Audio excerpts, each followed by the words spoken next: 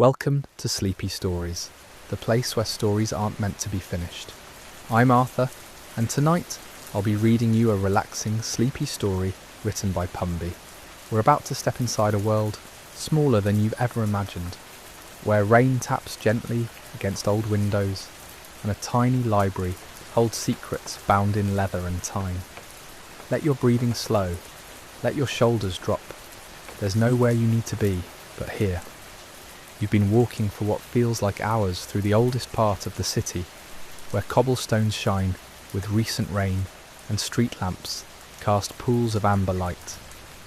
The storm has passed, leaving behind that clean electric smell that only comes after thunder.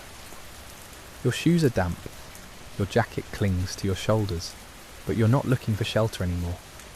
You're looking for something else entirely. The alleyway appears between two buildings you could have sworn weren't there a moment ago. Narrow, almost impossibly so. The kind of space that exists in the margins of a map, where cartographers grow careless and streets fold into each other like origami. You pause at its entrance, peering into the dimness where rain still drips from fire escapes and window ledges high above. Something draws you forward. Your footsteps echo differently here, muffled and close, as though the walls are lined with velvet instead of brick. Water trickles down ancient drain pipes, creating a soft percussion that seems almost intentional, almost musical. Above you, a tangle of clotheslines crisscrosses the narrow sky, empty now, swaying slightly in the breeze that smells of wet stone and something else, something older, like parchment, like dust settling on forgotten shelves. The door is exactly where you somehow knew it would be. Tucked into an alcove barely wide enough for your shoulders, it stands no taller than your waist. Dark wood, almost black with age, its surface carved with patterns that your eyes can't quite hold. They seem to shift when you look directly at them, resolving into something clearer only in your peripheral vision. Flowers, perhaps, or stars, or letters from an alphabet you've never learned but somehow recognise. There's no handle, just a small brass plate at its centre, tarnished green with age. You crouch down, knees protesting slightly, and press your palm against the cold metal. The door swings inward without a sound, revealing a warm glow that spills across your face like honey. The space beyond defies the architecture around it. You have to bend nearly double to step through, your hand braced against the doorframe, your head ducked low. For a moment you're caught between two worlds, half in the rainy alley, half in this impossible warmth. Then you're through and the door closes behind you with a whisper. Standing is impossible here. The ceiling curves just above your head when you're sitting, pressing down with a coziness that should feel claustrophobic, but doesn't. Instead, it feels safe, protected, like being inside a music box or a ship's cabin, or the attic room you dreamed of as a child. The library stretches before you in miniature perfection. Shelves line every wall from floor to ceiling, each one packed tight with books, no larger than your thumb. Spines in burgundy and forest green, midnight blue and burnt sienna. Gold lettering catches the light from candles positioned in careful intervals, their flames steady and bright despite the complete absence of draughts. The air smells of old paper and beeswax, vanilla and something faintly spiced, like cloves tucked between pages centuries ago. You settle into the only piece of furniture that fits the space, a chair so small you have to fold yourself carefully into it, your knees drawn up, your arms wrapped around them. The cushion is worn velvet, deep red, soft as a rose petal. Beside you, a table the size of a dinner plate holds a cup of something steaming. You didn't see it before, but it's there now, as though it materialised from your own longing. The rain begins again outside. You hear it first as a distant patter, then building into a steady rhythm against windows you can't quite see. The sound wraps around the library like a blanket, filling the spaces between the candlelight with gentle white noise. Each drop seems individual, distinct, yet part of the greater whole. Tap, tap, tap, tap. Reaching out, you select a book at random from the nearest shelf. The cover is smooth leather, cool against your fingertips. When you open it, the pages are thick and cream-coloured, covered in handwriting so tiny you have to squint to make out the words. But you can read them. Just barely. A story about a garden where it always rains at midnight. About flowers that only bloom in moonlight. About a gardener who tends them with infinite patience, year after year, never aging, never tiring. You read 3 pages before your eyes begin to drift closed. The cup beside you has cooled to the perfect drinking temperature. You lift it, breathing in chamomile and honey, and take a slow sip. Warmth spreads through your chest, down your arms, into your fingers and toes. Outside, the rain intensifies, drumming now against the roof, cascading down gutters, pooling in the alley beyond the impossible door. Another book catches your eye, this one bound in green cloth, its title embossed in silver thread. But before you reach for it, you notice something else, a movement in the corner of your vision. When you turn your head, slowly, carefully, you see them. Small shapes moving between the shelves, no larger than your little finger. Figures in robes and coats, carrying books twice their size, climbing tiny ladders to reach the highest shelves, disappearing into shadows between sections. The librarians. They don't acknowledge you directly, but you sense they know you're here. One passes close enough that you can see the detail of their clothing. A wool coat with brass buttons, a scarf wrapped twice around a neck, no thicker than a pencil. They're carrying a stack of books, moving with purpose toward a section you hadn't noticed before. The rain grows heavier still, and with it comes a new sound. Welcome to Sleepy Stories, the place where stories aren't meant to be finished. I'm Arthur, and tonight I'll be reading you a relaxing, sleepy story written by Pumby. We return to an impossible library, hidden down an alley that shouldn't exist, where rain falls endlessly and tiny librarians tend infinite shelves. Let yourself sink deeper into comfort as we continue our journey through this place of wonder and rest. Thunder.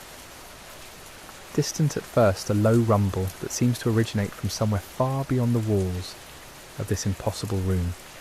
It rolls across the sky slowly, taking its time, in no hurry to arrive or depart.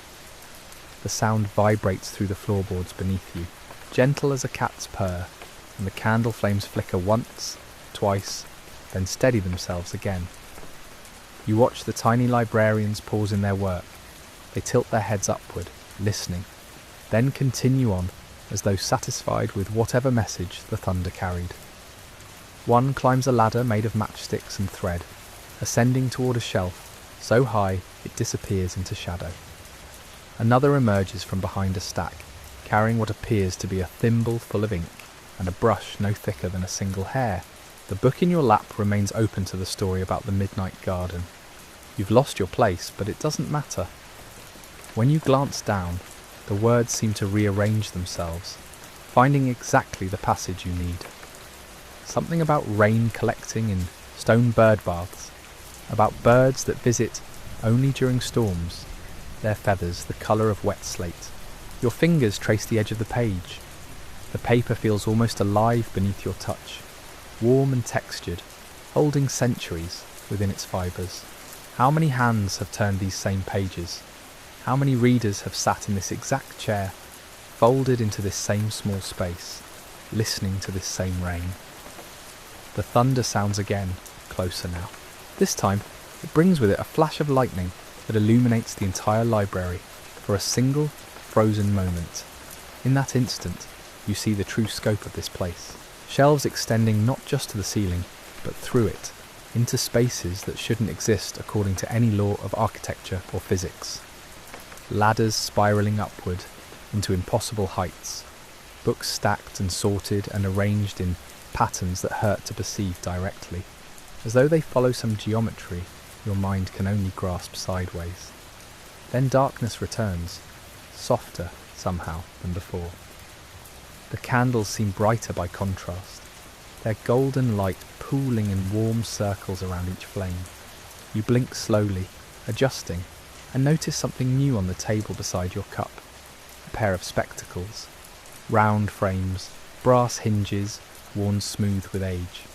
You don't remember seeing them before, but they rest there now, as though they've always been waiting. When you lift them, they weigh almost nothing. The glass is perfectly clear, without a single smudge or scratch. You slip them on, adjusting the temples behind your ears, and the library transforms. Now you can see the spines more clearly. Not just titles, but entire stories contained within the lettering itself. A name written in gold becomes a gateway.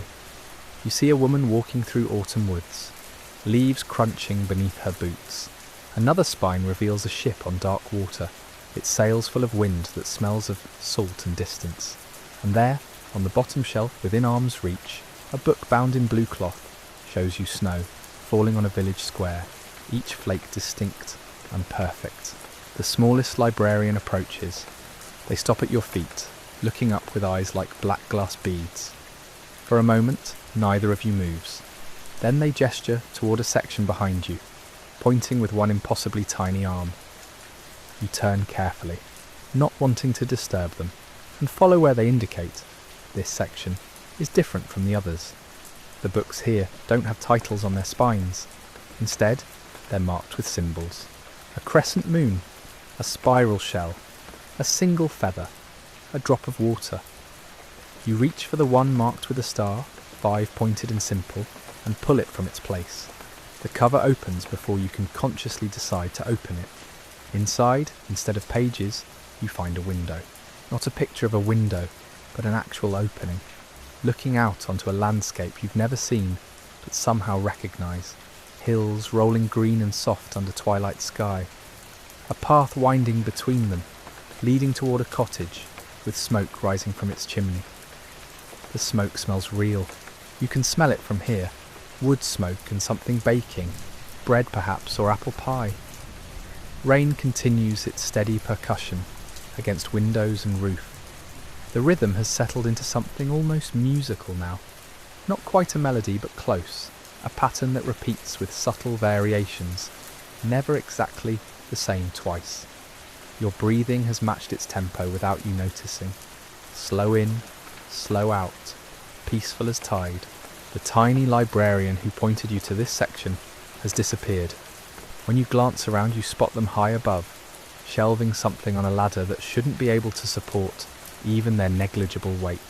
Yet it holds steady, swaying slightly, while rain drums on and thunder rolls through like a distant conversation between old friends. You close the book with the window inside and return it to its place. The star on the spine glows faintly for just a moment, then fades. Beside it, the book marked with a feather seems to pulse as though breathing. You don't reach for it yet.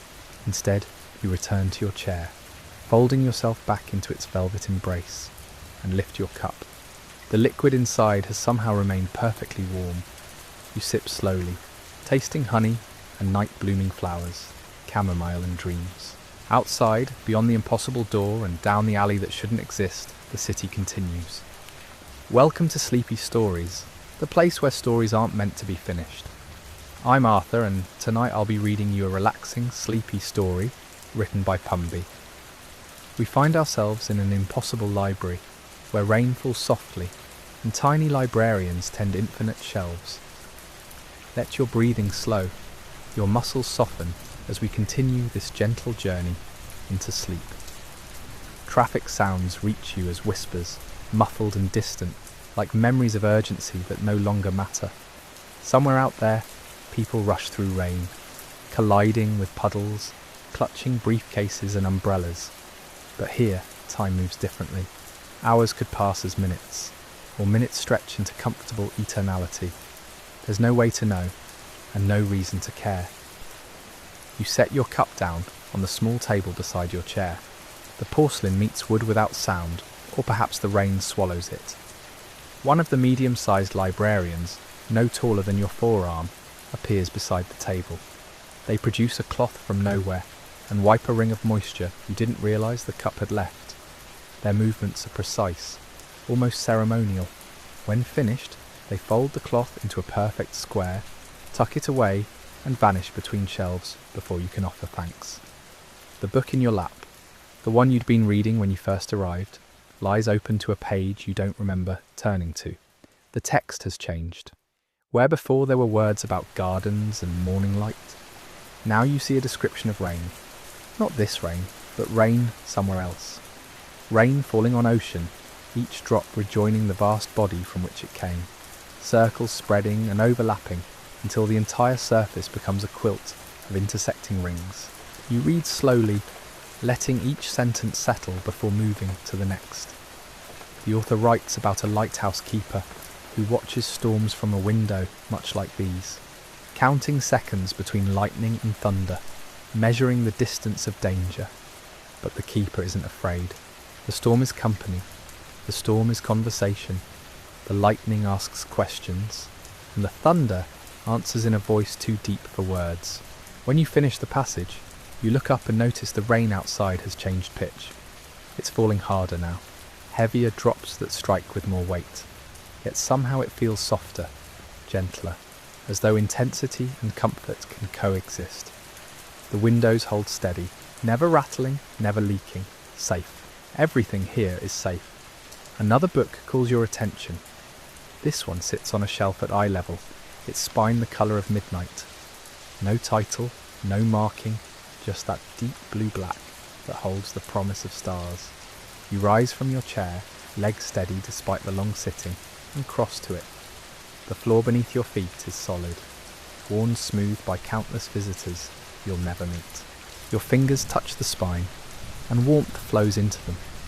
Not heat, but warmth, the kind that comes from sun-soaked stone or bread fresh from the oven. You draw the book out carefully. It's heavier than expected, substantial, real, in a way that anchors you. The cover is soft like suede, and when you open it, the pages inside are thick, almost like fabric. There are no words in this book. Instead, each page holds a single image, rendered in silver ink. A tree, a river, a doorway, a bridge. Simple subjects drawn with such detail that you can see individual leaves, count stones in the stream bed, trace the grain in wooden doors. You turn pages slowly, studying each one. A window, a candle, a pair of shoes, a cat sleeping in a square of light. The images don't tell a story, or if they do, it's one you'll have to find yourself. They simply exist, one after another, patient and calm. A shell, a letter, a clock with no hands, a cup of tea. Each page you turn whispers against the next, the softest sound barely there. Behind you, you hear the rolling of wheels. You turn to see the tallest librarian pushing a cart loaded with books. They move between shelves with practiced ease, returning volumes to their homes. The cart's wheels are perfectly oiled, silent as thought. The librarian doesn't acknowledge you, lost in their work, and you find this comforting rather than rude. Everyone here has their purpose, their task, their place. You close the silver book and hold it for a moment before returning it to its shelf. It slides in perfectly, completing the row, and you step back. Your chair waits where you left it, the cup still steaming despite the minutes that have passed. You could return to sitting. You could explore deeper into the library. You could examine the upper galleries where balconies look down onto this main floor, railings carved with patterns that might be letters in languages nobody remembers. Instead, you find yourself drawn to a spiral staircase you hadn't noticed before. It rises from the floor near the far wall, iron wrought into delicate curves, each step worn smooth in the centre from years of climbing feet. The banister is cool under your palm. You begin to ascend, taking each step carefully, in no rush. The stairs wind upward, and as you climb, the rain sound shifts, growing slightly fainter, or perhaps just different, heard from this new height. At the top, a landing opens onto a narrow gallery. Bookshelves line both sides, and between them, every few feet, are tall windows looking out onto the rain-soaked city. You walk slowly along the gallery, trailing fingers along spines, glancing through windows at streets below where lights reflect in puddles and people move like shadows. One window shows something unexpected. Welcome to Sleepy Stories, the place where stories aren't meant to be finished. I'm Arthur, and tonight I'll be reading you a relaxing, sleepy story written by Pumby. We continue our journey through an endless library on a rainy evening, where time moves differently and every corner holds quiet wonder. Let your breathing slow, your body settle, and simply drift along with the words. Not a street or a building, but a garden. Through the rain-streaked glass you see a courtyard you're certain wasn't visible from below. Enclosed on all sides by the library's walls, it sits hidden like a secret kept in plain sight. Trees grow there, their branches heavy with rain, leaves glistening. Paths wind between beds of flowers that somehow thrive despite the grey light. A fountain stands at the centre, water flowing from a stone pitcher held by a figure whose features have been worn smooth by weather and time. You press closer to the window, breath fogging the glass. The garden shouldn't exist. You've seen this building from outside. There was no courtyard, no open space. Yet here it is, undeniable, raindrops dimpling puddles between the stones. A door stands to your right, wooden and arched, with an iron handle shaped like a leaf. You hadn't seen it until this moment, but now it's obvious, waiting. Your hand finds the handle. It turns easily, and the door opens without sound. The scent hits you first. Wet earth, green growing things. That particular sweetness that comes after rain has fallen for hours. You step through onto a covered walkway that runs along the garden's edge. The roof overhead is glass, rain pattering against it in steady rhythm, but here you remain dry. The temperature is perfect, neither warm nor cool, just the ideal balance that makes you forget your body has temperature at all. You walk slowly along the covered path. The stone beneath your feet is darker, where rain has blown in at the edges. To your left, the garden spreads out in careful design. The beds aren't wild, but they aren't rigid either. Plants grow with intentional randomness, guided but not controlled. You recognise some. Lavender, though not blooming now. Rosemary, its scent sharp even in the damp. Sage with its soft grey leaves. Others are unfamiliar, their leaves shaped like hearts or stars or nothing in particular. The fountain draws you forward. Water continues its gentle fall from the pitcher into the basin below, which never overflows despite the constant addition of rain. As you approach, you notice the basin's edge is carved with words in a language that looks almost familiar. Not quite Latin, not quite anything else. The letters are beautiful regardless of meaning, flowing into each other like the water itself. You sit on the fountain's rim. The stone is cool, but not cold, slightly damp. Above, rain continues its percussion on the glass roof. Around you the garden breathes. That's the only way to describe it. The place feels alive, not in a threatening way, but in the way a sleeping person is alive. Chest rising and falling, present and peaceful.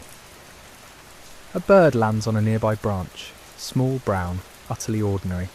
It shakes its feathers, sending tiny droplets flying, then settles to preen. You watch without moving. The bird seems unbothered by your presence, or perhaps simply doesn't care. It finishes its grooming and sits quietly, as if it too has come here to rest. Minutes pass, or perhaps longer. The rain doesn't change its pace. The fountain doesn't alter its song. The bird eventually flies away, disappearing into the leaves, but the space it occupied still feels occupied somehow, marked by its brief presence.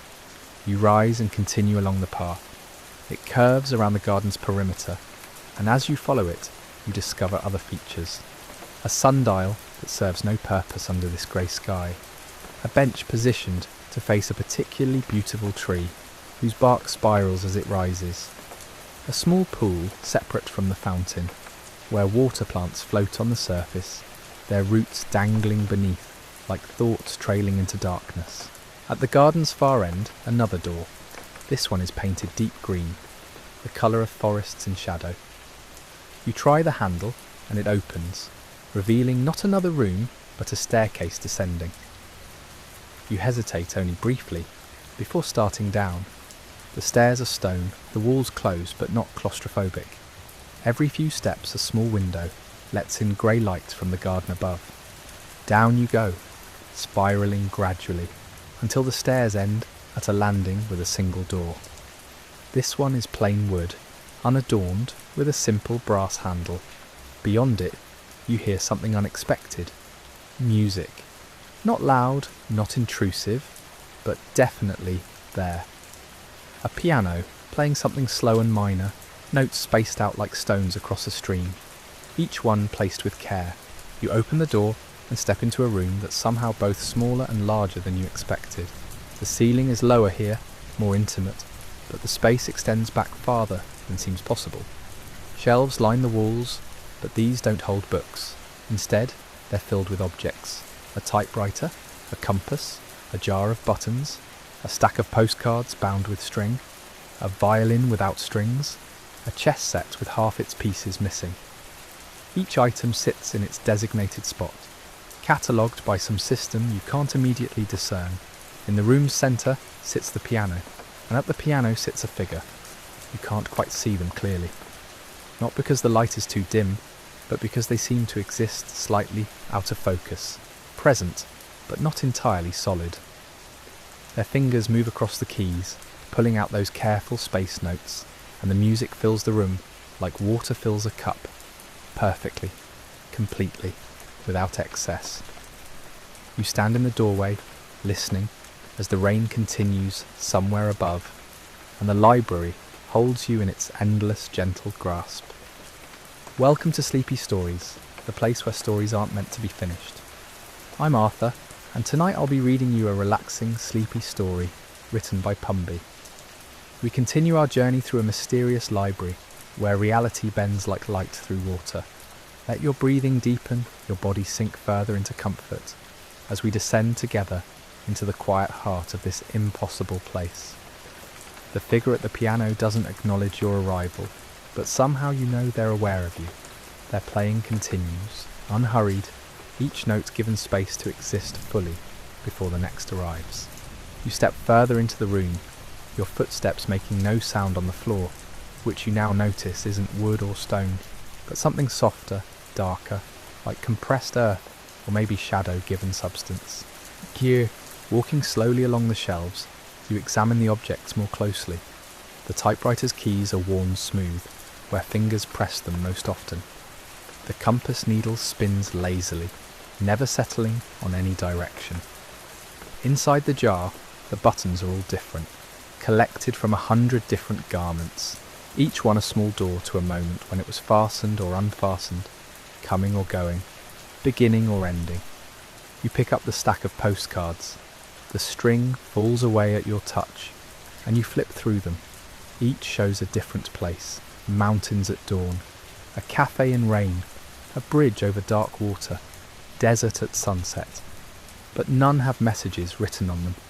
The backs remain blank, potential never fulfilled, words never sent. Behind you, the piano music shifts. Not dramatically, just a slight change in the spaces between notes. A different weight to the silence. You turn, and the figure has changed position, though you didn't see them move. Now they face you, still out of focus, still not quite there. They gesture to a chair you're certain wasn't present a moment ago. You sit. The chair fits you perfectly, as if made for your exact proportions. From this angle, you can see the piano's interior, the hammers rising and falling, striking strings that vibrate with those careful, spaced notes. The figure's hands move with absolute certainty. No hesitation, no correction, just continuous gentle motion. Time becomes unreliable here. You might have been sitting for minutes or hours. The music continues its patient progression, and you realise it's not repeating, but also somehow not progressing toward any conclusion.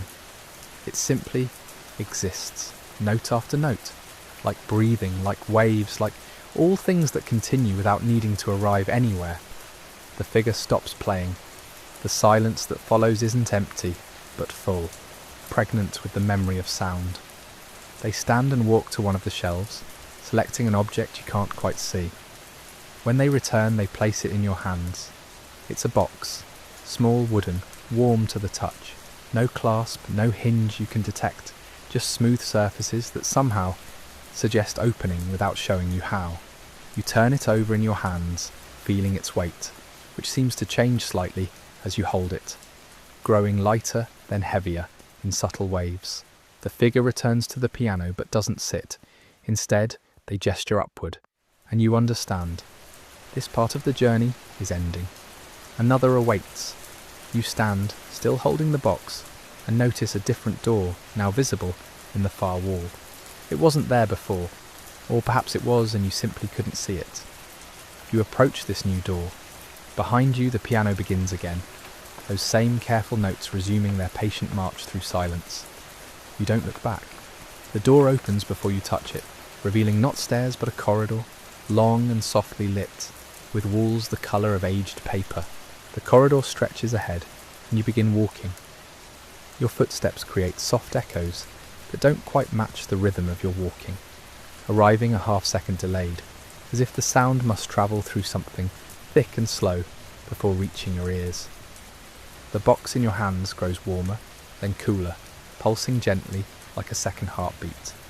Doors line the corridor, each one different. Some are tall and imposing, others small and humble, some ornate, others plain. You don't try any of them. Something tells you these aren't for you, not yet, perhaps not ever. They're possibilities, paths not taken, rooms in the infinite library that holds stories for other visitors, other moments. The corridor begins to brighten, not harshly but gradually, the way dawn arrives, 1 degree of light at a time. The walls grow less distinct, their edges softening, and you realise you're approaching something different, somewhere new, or perhaps somewhere old, a place you've always known but forgotten. Ahead, the corridor ends, not at a wall but at an opening, a space filled with that same grey light you first encountered in the garden.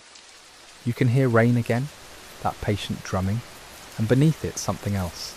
Wind through leaves, distant bells, water over stones, the accumulated sound of a world at rest. You step through the opening and find yourself in another garden, or perhaps the same garden, or perhaps all gardens are actually one garden seen from different angles. The rain falls soft and steady. The fountain murmurs its endless conversation with itself. Somewhere a bird calls once, twice, then falls silent. You're holding nothing now. The box has vanished, or you've set it down. Or perhaps you never held it at all. But something remains. A warmth, a knowing, a sense that whatever the box contained, it's yours now. Integrated, inseparable. The library breathes around you. The rain continues, and you stand still in this impossible place, this sanctuary of silence and story, as the world dreams on. Welcome to Sleepy Stories, the place where stories aren't meant to be finished. I'm Arthur, and tonight I'll be reading you a relaxing, sleepy story written by Pumby. We've journeyed deep into an impossible library, discovered hidden gardens, descended spiral stairs, and found ourselves in places that exist between thought and dream. Let your eyes grow heavy now, your body completely at ease, as we bring this gentle wandering to its natural close. The garden holds you in its quiet embrace.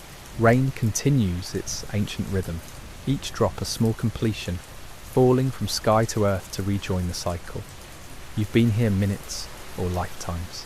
The distinction no longer matters. What matters is the weight of your body growing lighter, the thoughts in your mind spacing further apart, like those piano notes, patient and unhurried. Somewhere in the library, above or below or all around you, the tiny librarians continue their eternal work. Books are shelved and borrowed and returned. Candles burn without diminishing. Rain falls without ceasing. The fountain flows without emptying. Everything here exists in perfect, suspended continuity. A world that needs nothing from you except your presence, which you've given freely. You realise you could stay forever in this place between places. Part of you wants to. But another part understands that the library has given you what you came for, though you didn't know you were searching. The warmth from the vanished box remains in your chest, spreading through your limbs, settling into your bones. Peace. Simple, uncomplicated peace. The rain begins to soften, not stopping but gentling, becoming more whisper than conversation. The light in the garden shifts almost imperceptibly, that grey glow deepening into something closer to dusk or perhaps early dawn. Time circles back on itself here, Endings are beginnings, arrivals are departures. You find yourself back at the small door, the one you entered through lifetimes ago. It stands open, waiting, patient as everything else in this place. Beyond it, the alley, with its amber street lamps and wet cobblestones. The world you left behind or will leave behind, or are always in the process of leaving. But you're not ready yet. You turn back one last time to see the library in its entirety. The shelves stretching into impossible distances. The galleries and balconies and hidden rooms. The gardens that shouldn't exist. The music that continues somewhere in the depths. All of it here, all of it real, all of it waiting for the next visitor who will find that narrow alley and that impossible door. You step through, folding yourself small to pass the threshold, and emerge into the night. The door closes behind you without sound. When you turn to look, it's already fading, the carved patterns on its surface dissolving into ordinary wood, then brick, then nothing. The wall is solid and unbroken, the door was never there, but in your chest that warmth remains. In your mind, the memory of rain on glass, of tiny librarians climbing impossible ladders, of music spaced like breathing. The library hasn't disappeared, it's simply waiting, existing in those margins between moments, in the spaces where maps grow vague and streets fold into each other. You walk slowly back through the alley, shoes splashing in puddles that reflect amber light. The city surrounds you again, with its familiar sounds, but they're gentler now, less urgent. Everything has softened somehow. Your shoulders sit lower, your breath moves deeper. The lines that were furrowed in your brow have smoothed themselves into calm. The rain has nearly stopped. Just a few drops now, falling lazy and far between. Above, clouds begin to separate, revealing patches of deep blue-black sky where stars wait patient as books on shelves. You breathe in the clean, electric air and realise you're carrying something with you. Not the box, not any physical object, but something more essential. The library gave you exactly what all libraries offer. A place outside time, a sanctuary from urgency, a space where you can simply be without expectation or demand, where the only requirement is presence and the only gift is peace. Your footsteps echo differently now as you walk, lighter somehow, more certain. The city continues its endless motion around you, but you're no longer caught in its current. You move through it like water around stone, finding your own pace, your own rhythm, matched to rain and fountain and those careful piano notes that still play somewhere in the back of your mind. The alley opens onto a larger street. You pause at its mouth, looking back one final time. The narrow passage is already lost in shadow, indistinguishable from a dozen other forgotten spaces between buildings. But you know it's there. You know the door waits, and you know that whenever you need it, whenever the world grows too loud or too fast or too sharp, you can find your way back. For now, though, you carry the library with you, in the slowness of your breathing, in the softness of your thoughts, in the gentle weight of your body settling towards sleep. The rain has stopped completely, the storm has passed, and you walk on through the quiet city, toward rest, toward dreams, toward all the peaceful places that wait just beyond the edge of waking. The library breathes on without you, patient and eternal, shelving its infinite stories, tending its impossible gardens, playing its careful music into the endless night, ready always for the next soul who finds that hidden door and steps through into the gentle maze of rain and candlelight and pages that smell of centuries. And somewhere in the depths of that timeless place, a tiny librarian climbs a ladder of matchsticks and thread, reaching for a book the size of a thumb, and shelves it carefully in its designated spot, where it will wait, patient as rain, for hands that may or may not ever open it, in a library that exists forever, in the margins between dreaming and waking, between story and sleep.